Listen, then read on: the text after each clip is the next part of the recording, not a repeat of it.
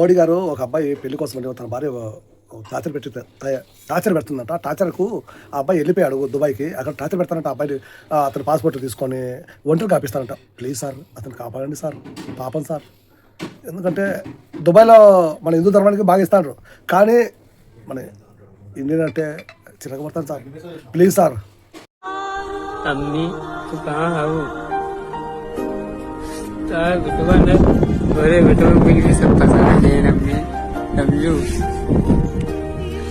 तोरे बेटवा अब ना आए अम्मी कब हम बस सब मिल के फंसा देने माँ मेरा और माँ दमाद मिल के फंसा माँ मेरा माँ बुढ़वा मिल के फंसाए ना उनका दोनों मिल जेल करवाए थे।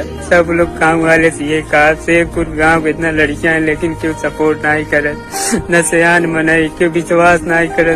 देख ले भाई यार झूठ नहीं बोले थे, देख ले।